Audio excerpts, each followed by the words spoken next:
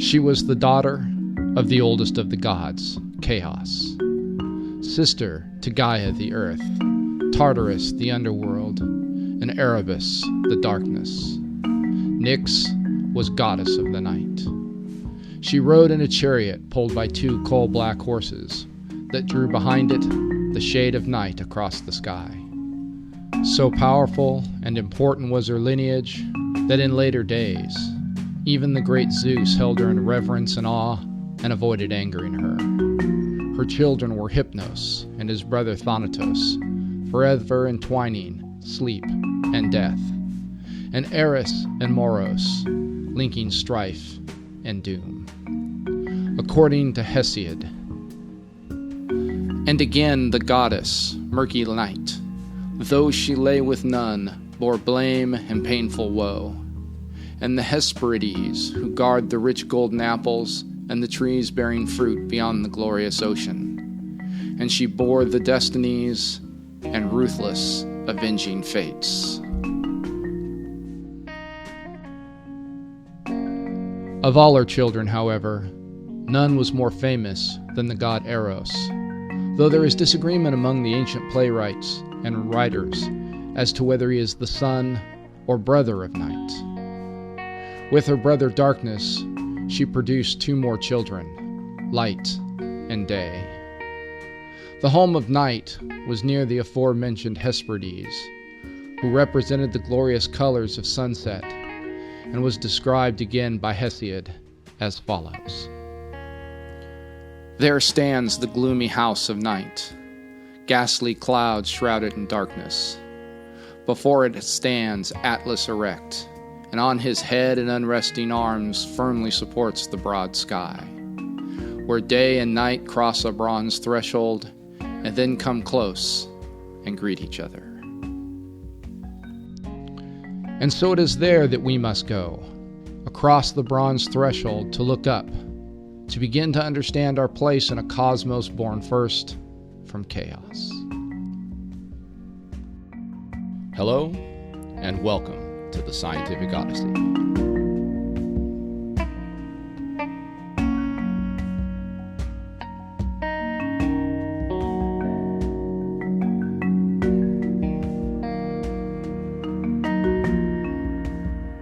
The Scientific Odyssey is a many-part journey into the history and philosophy of science. My name is Chad Davies, and I'm the writer, host, and producer of the podcast, where we consider the ideas, processes, and results of over 2,500 years of scientific inquiry and discovery. Series 3, Finding Our Place. Episode 1, Looking Up. Perhaps the best way for us to begin our voyage is for me to ask you to use your imagination. Of course, the best way to do that is for you to place yourself in an environment that gives you the sensory prompts that engage this most human of faculties. So if you can, I want to encourage you to listen to this podcast in a place where you can see the night sky, away from as many lights as possible. For some of you, of course, this will be difficult or impractical, and so I'll do my best to guide you on your journey. But if you can get to an open field or a lake just around sunset, that would be great. And remember to be safe. Practice the buddy system by taking a friend or a significant other, and be sure to let someone know where you'll be or where you're going if you decide to head out into the countryside. Dress for the weather, and maybe take a thermos full of something warm to drink if you're listening to this in the season when I'm recording it, winter. I'm sure you have a phone with you, and it may be what you're listening to this on, but for now, turn off the screen. While there are a number of really wonderful Navigate the Sky apps available today, let's save those for another time. Tonight, I want you to experience the sky the way our ancestors from 1,000 or 5,000 or even 10,000 years ago might have. One other note is in order. All of the observations I will give in this episode will be for the Northern Hemisphere. For those listening from below the equator, I apologize, and I will try to include appropriate observations for your location as I can. I'll leave it to you to decide when and who you are from long ago. But I ask you to imagine yourself outside of your present context. You are no longer a person living in a postmodern information age world with its networks of light that drive out the darkness and hide the sky.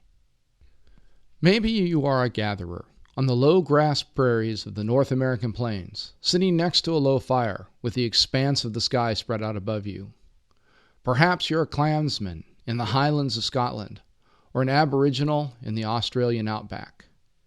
You could be a Mongol horseman on the Central Asian steppe, a Roman legionary stationed on a tower on the Limes Germanicus, or a Maasai woman on the savanna of modern-day eastern Kenya. In keeping with our nautical theme, I'm going to describe the sky as if you were a lookout stationed in the crow's nest of a 16th century cargo ship, but it could be just as easily a Greek trireme or a Chinese junk. You are sailing northward from the Pillars of Hercules, guided by sky and compass. You have just been set to the watch, and as you take your place, the sky begins to turn from blue as the chariot of Nyx once again begins its once daily journey.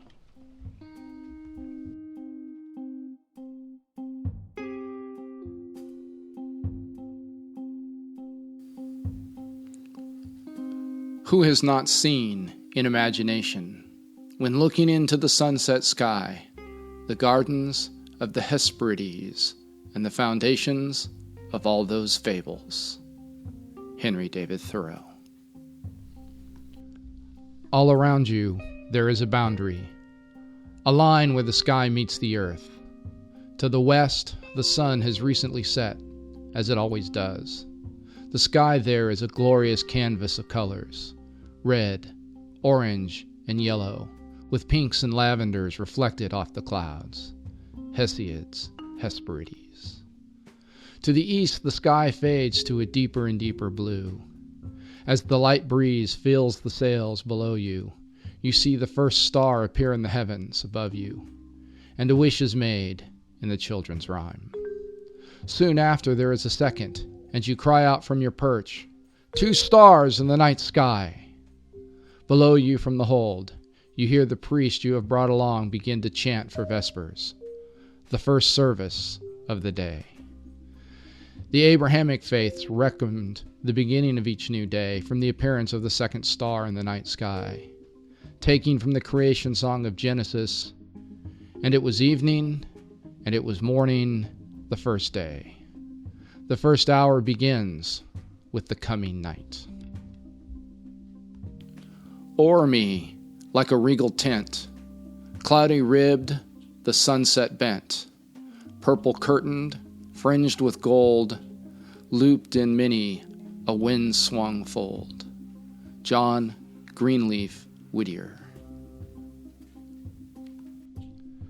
As the light of dusk fades, more stars appear from the vault of heaven until, less than an hour later, as the priest ends his chant, there is but the faintest glow on the western horizon, something called nautical twilight. The sun is completely set, and above you is the full canopy of the night, almost close enough to touch, it would seem, but so very immeasurably far away. The canopy is not stationary, you know. Opposite where the sun disappeared over the horizon, stars rise slowly, almost imperceptibly. This is the first of the many cycles of heaven, those patterns that define the telling of time and setting of the calendar. Only as you settle into your watch do you notice that they move further from the eastern horizon, gaining altitude to be replaced with new stars coming up from the horizon. This reality has become symbolic in the language of all cultures. In Latin, the directions from which the stars appear takes its name from the word to rise, orient. Where the sun has recently set is named from the word to fall, occident. When we say that we wish to reorient ourselves, we are saying that we wish to face the future. In our religious and mythological stories, we are almost always saved from the east, because that is the astronomical metaphor for rebirth. In the same vein, facing west is to fall or to retire. In World War I, soldiers were not said to have died, but to have gone west. In J.R.R. Tolkien's epic story, Lord of the Rings, the immortal elves do not die, but rather sail to the west as their age fades, and the rising age of men, symbolized by Gondor and Rohan, is further to the east. When it is time for Frodo and Bilbo to leave, they too sail to the west. The Egyptian pyramids are all built on the west side of the Nile, as the bridge by which the pharaohs would ascend to the heavens. In all of this is a daily metaphor for the yearly death and rebirth experienced by nature. George MacDonald writes, "The world is full of resurrections. Every night that folds us up in darkness is a death. And those of you that have been out early and have seen the first of the dawn will know it. The day rises out of the night, like a being that has burst its tomb and escaped into life."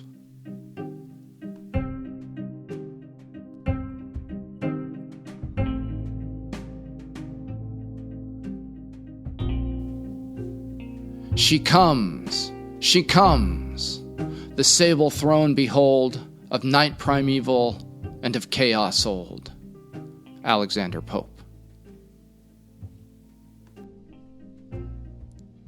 As you look up, the sky over you seems a dome anchored at the horizon.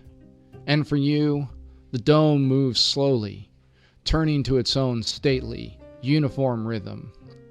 It is split through by a band of diffuse light, the Milky Way.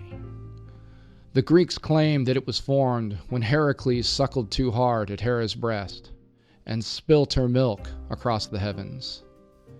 In the New World, so recently discovered for you, there is a tribe in Colombia, the Dasana natives, which see the sky as two hemispheres of a brain divided by this band. For the peoples of the African savanna, it is the backbone of night. Like the stars, it turns, anchored to the dome. However, as you look, you realize that it does not all turn. You see that between the part of the horizon where things rise and the part of the horizon where things set, there is a place where stars circle, never going below the horizon, that ever-solid boundary between earth and sky. Here the sky seems to turn counterclockwise around a single point, marked by a dim star. It is around this point that the Great Bear walks. You can trace out the stars that make up the picture of the bear in the sky, beginning with the tail and then the body. Those are the easiest to see. Your brother, a mercenary in Saxony, says that the Germans there have a different name for it. They call it the wain, or the wagon, with the body of the bear as the cargo box, and the tail is the rigging and harness to connect to the oxen that pull it along its circular path in the sky. You have even heard said that the English, the inhabitants of your present destination, call it the plow, with the body of the bear being seen as a blade to divide the earth, and the tail as the handles. The ancient Egyptians knew it to be the haunch of a bull representing Set, the brother and murderer of Osiris. For you, though, it is a ladle or a dipper, like the one the cook uses to serve the rough stew he makes along the way. The end of the bowl of the dipper is made of two stars, which point to the place around which the sky turns. In Egyptian mythology, this is the realm of immortality, where nothing rises and sets. The Great Pyramid, the resting place of Khufu's physical remains, contains two shafts that connect the great pharaoh's chamber to the sky out through the immense walls of stone. The shaft to the north, exquisitely engineered and measuring a mere 9 by 9 inches, points to the point the sky rotated around in his time. The shaft to the south would have aligned to the passage of the belt stars of Orion, about whom we shall have a great deal more to say. The point around which the sky turns now is marked by a star. The star is called Polaris, for it marks the place where the pole that holds up the sky is staked, and around which the entire canopy of heaven turns. The Scandinavians tell of an ash tree which holds up the sky, and whose leaves are the stars. The Native American Omaha people also see a tree, one they physically brought to their camp that centered their dance. This is the star that the navigator and helmsman are now using to guide the ship. They keep the vessel pointed to the spot on the horizon directly below it in order to continue north to Britannia, where it is known to the older mariners there as the lodestar, as it is the guiding light for all who ply the seas. The navigator has told you many times that Polaris is the one true location to which a person can point. Find Polaris, he says, and you will always know where north is. You know that as you travel north over the days, the pole star will appear higher and higher in the sky, a way to tell latitude on the globe of the earth. As one travels south, the pole is lower until, when the equator is reached, it sits just on the horizon. At the equator, with the dome of night laying on its side, all stars rise in the east and set in the west. Truly, it is a sight to behold. You know this, for once you traveled across the equator to pick up a load of ivory. There, south of the equator, the skies are different and the stars are new, and so it's more difficult to navigate. There, one must look south to see the sky turn. There is no star to mark the southern pole, and the stars turn clockwise, opposite from the north, where you grew up watching the night turn. Nevertheless, things still rise in the east and set in the west, and so one can always determine the direction.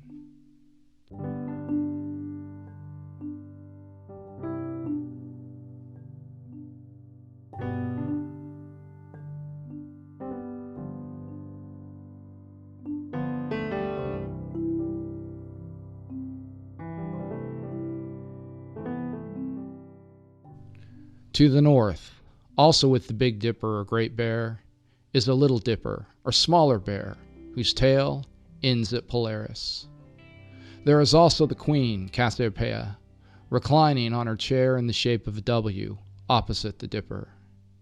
Near her is her husband, the King Cephas, and their daughter, Andromeda, chained to the rock and awaiting salvation from the sea monster Cetus by Perseus.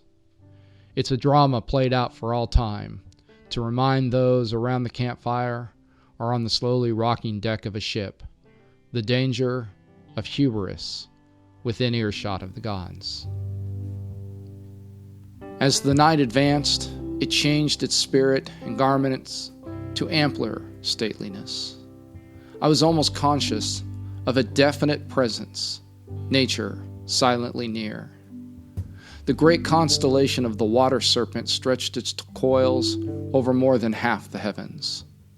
The swan with outspread wings was flying down the Milky Way. The northern crown, the eagle, Lyra, all up there in their places. Walt Whitman.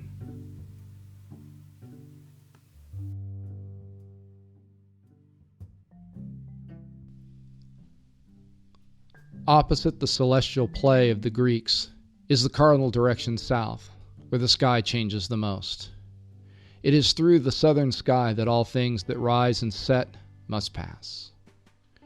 It is when they are directly opposite north that they will reach the highest point in the sky, before beginning to descend again to the western horizon. These are the four directions: east where things rise, west where things set, north around which all things turn, and south where they reach their greatest height, encompassing all of the world. They are the four cardinal directions, and define the four corners. They are the source of the four winds, and so, in many cultures, the number 4 comes to represent the fullness of the earth, and all that is contained within it. As you turn around, you see high above the horizon, somewhat east of south, the great hunter Orion, trailed by his 2 dogs, the bright stars Sirius and Procyon. His belt of 3 stars is perched between his shoulders and his knees. You think he looks more like an hourglass, until you see the shield he carries in front of him and the sword that hangs from his belt. Ahead of him in the heavens is the V-shaped head of Taurus the bull, and ahead of that is the swarm of bees called by the Greeks the Pleiades, or 7 sisters. At the moment they mark due south, being opposite in the sky from Polaris, though they won't remain there for long, traveling to east to west as they do. You count the stars, knowing that only the most keen eyesight and clearest night will allow you to see them all. For the Japanese, these are Subaru, meaning to unite. The Arabs call them Thuraya, the Hindus Krititka. The Greek Parthenon is oriented, literally, towards their rising in June, a time that also marks the new year for the Maori people of New Zealand. Across the southern sky you count the constellations that mark the mystical road of the wanderers. Called the Zodiac, the 7 planets are never seen to travel other heavenly pathways. Beginning to the east is the just rising Leo, then Gemini, Taurus, Cancer, Pisces, and furthest west, just setting, Aquarius. 6 more are below the horizon, each set to rise roughly 2 hours after the last. This great belt of the sky is the realm of the astrologers with their horoscopes and auguries. You aren't sure what to make of all of this, but a sailor will take what fortunes he can when living with so fickle a mistress as the sea.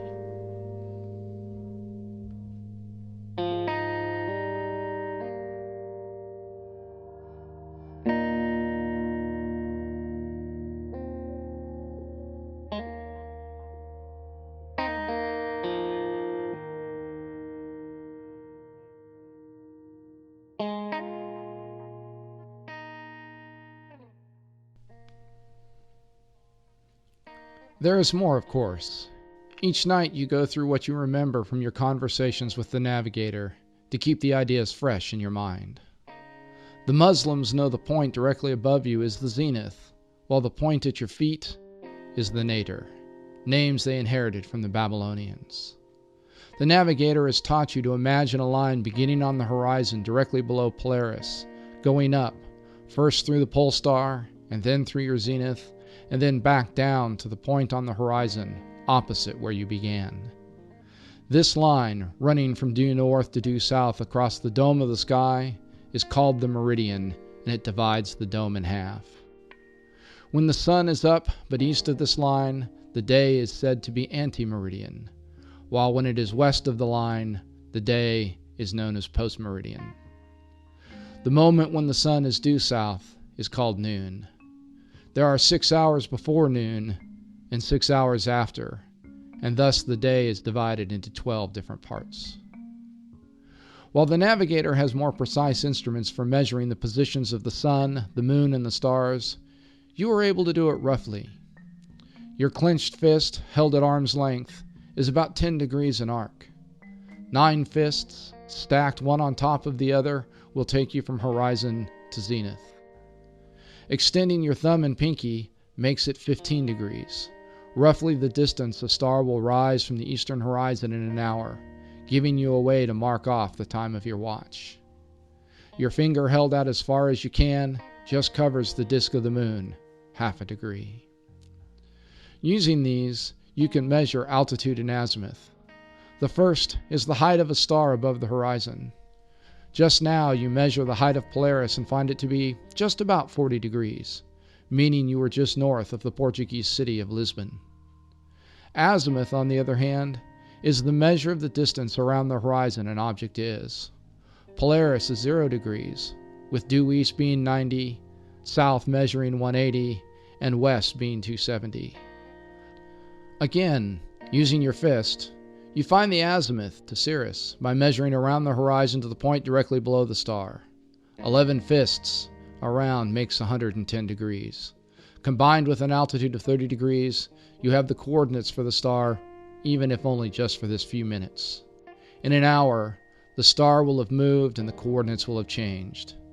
The navigator has told you of another set of coordinates he uses, anchored on Polaris and in the Zodiac, but you haven't learned that yet. As the temperature drops, you pull your coat tight around you. Just over the eastern horizon, in the constellation of Leo, the moon is now rising. Just 2 days ago it was full, but now it has begun to wane. Still, though, it casts enough light, if not warmth, to illuminate the foam of the ship's wake and wash away the dimmest of the stars. Below you, the ship's bell rings the hour. 2 more times, and the priest will call Compline.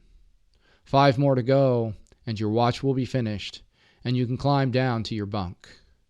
It's a quarter of a turn of the dipper total in this nest. You settle in, and you tell yourself the story of the maiden princess and the sea monster and the hero holding up the head of Medusa as the ship sails into the night.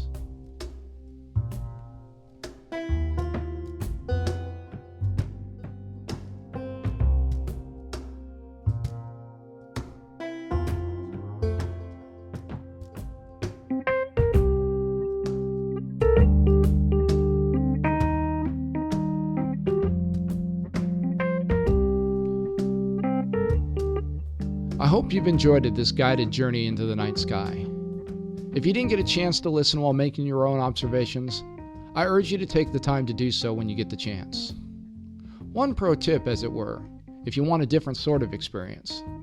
Don't just watch the sunset, but be sure to observe the night rise. It's a sublime and almost mystical thing, and if you're careful, you just might catch sight of the Chariot of Nyx. Once again, thanks go out to the Blue Dot Sessions for allowing us to use their music as a backdrop to the narration. You can check out their stuff at www.session.blue. Also, we'll have some diagrams and art depicting some of the things we mentioned in this podcast posted at the podcast website, thescientificodyssey.typepad.com. We'd love to have you come and check it out, and if you'd like to leave us a comment, that'd be great. If you're listening on the service like iTunes or Stitcher, please take a moment to rate us or leave a review. In our next couple of episodes, we'll look at the 2 lights of the heavens, the moon and the sun, and try to understand the cycles they produce, not only in the heavens, but also on Earth and in the civilizations that inhabit it. Until next time, full sails on your journey.